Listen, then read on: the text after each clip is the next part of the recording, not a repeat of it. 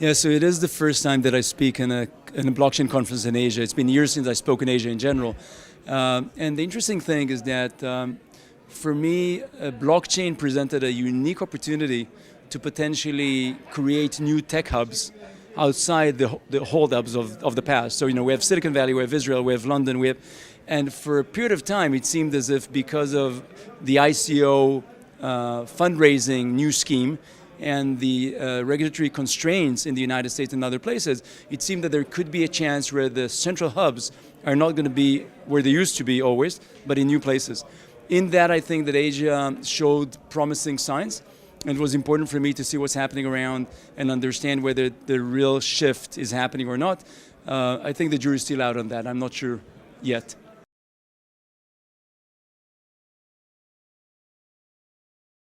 Yeah, you mean how did my career derail from being an Air Force pilot all the way to being a crypto investor? Basically. Yeah. Well, you get more interest as an Air Force pilot in general.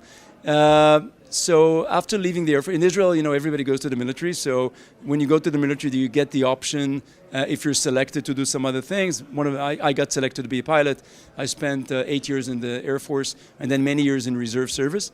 And then, like everybody else in Israel, when I left the Air Force, the first thing you do is you think you're so smart, you start your own first company, right? Everybody in Israel has a startup, right? You go to a coffee shop, and the waiters, each one of them has a startup.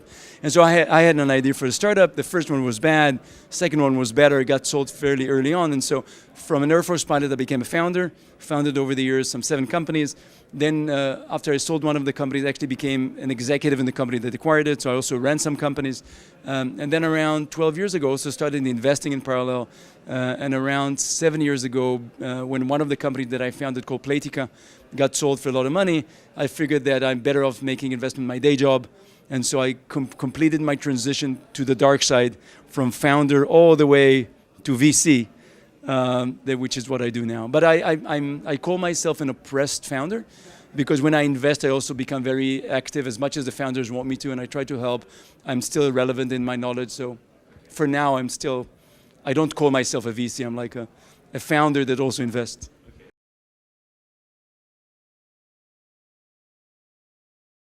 So that's probably the most important and most hopeful project that I'm involved in. It's something that I've been supporting, and I'm on the board for many years now.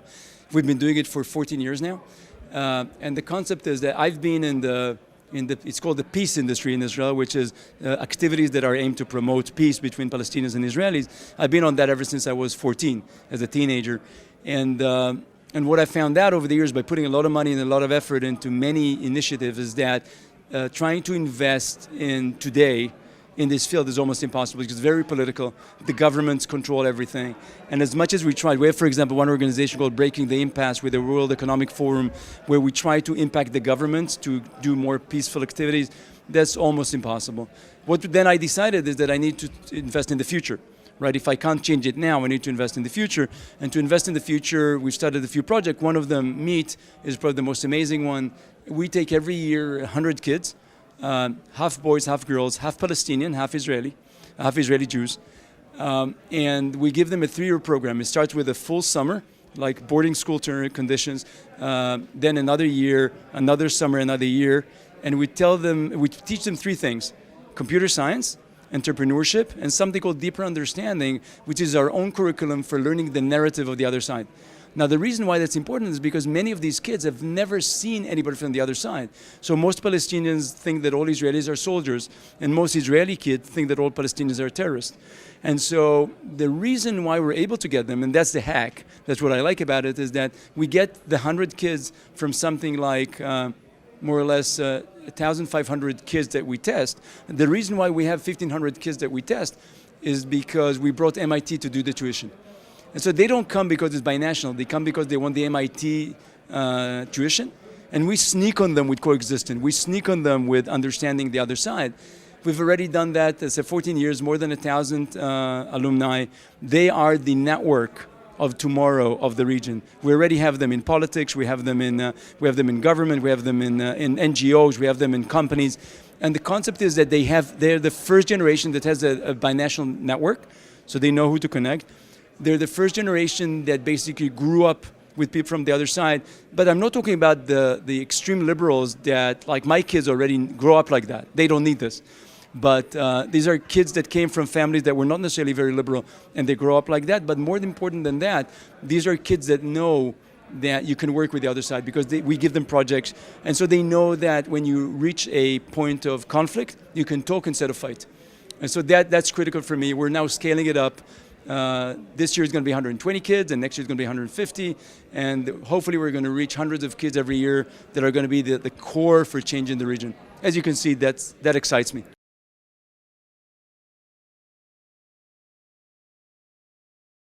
I believe that gambling with blockchain, the combination, presents some interesting valid opportunities and some interesting non-valid opportunities. The non-valid ones, like some of the betting applications on iOS today, are simply trying to go around regulation.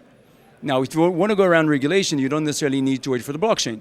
You could also open an illegal gambling site and get a license from an island in somewhere and claim that you're okay and take money from Americans, and then the only thing you need to make sure is that nobody catches you. That's not my business. I'm not, and so I think that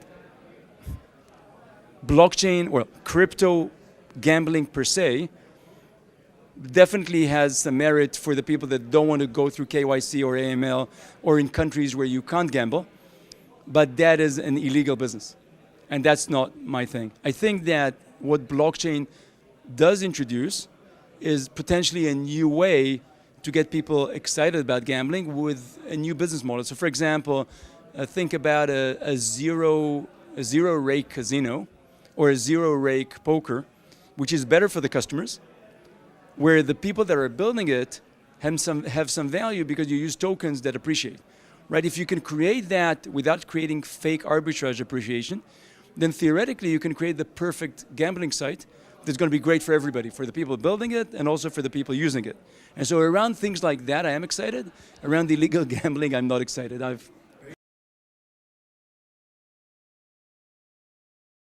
Sadly not. What I see more and more and more are actually DApps that completely don't understand it. And so you see like ridiculous things, I mean, without naming anybody, but if there's a real Twitter, and in the real Twitter, people actually almost pay you to tweet, right? Because the entirety of the network is around getting people to contribute more. And then you see a blockchain Twitter equivalent, and that actually costs you money to tweet. And that's trying to compete with Twitter, right? So, by making this, you need to pay gas, you need to pay to do something. By not understanding that there's some ways in which the world worked, that the business worked, and that you need to adhere to this, you're actually going to kill your chances of adoption. And I think that what I see more is I'm starting to see people understand that, but I haven't yet seen any company that came and I said, wow, that's amazing. They're really changing the way that their DApp is being used so that nobody would ever know it's a DApp.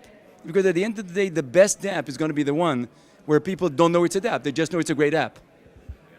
And we don't see that yet.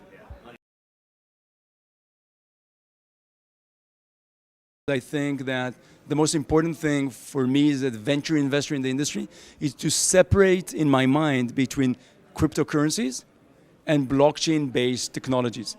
And I think that the confusion between the two and the fact that a lot of the people that flocked into the industry came for the quick buck of cryptocurrencies, that's the biggest problem we have today. And so cryptocurrencies are a valid thing to trade in and talk about, and it's not my game. It's really, really not my game. I have a portfolio, it's there, it was worth many millions in the past, it's worth a lot less now. That's fine. But that has got nothing to do with my assumption of the real change that blockchain technology and decentralization can bring to startup world, which is what's interesting for me. And so for me, the predictions that I care about is that I start seeing better and better teams working on good projects, the fact that I see more and more talent coming in, the fact that there's more and more companies that are starting to build infrastructure and developer tools that hopefully are going to make it easier for DApp developers to make it seamless that it's a DApp. We in NfX, we incubated a company that I ran actually for a few months. Now there's a CEO running it that is all about scaling up off-chain nodes. It's called Tectonic. It's not launched yet, but it's going to be very revolutionary in what it does in basically allowing DApp providers to scale up quickly in a very seamless manner. And it's cloud people. It's like people that worked on big cloud projects before, only doing it now for the blockchain industry. So that's making me happy.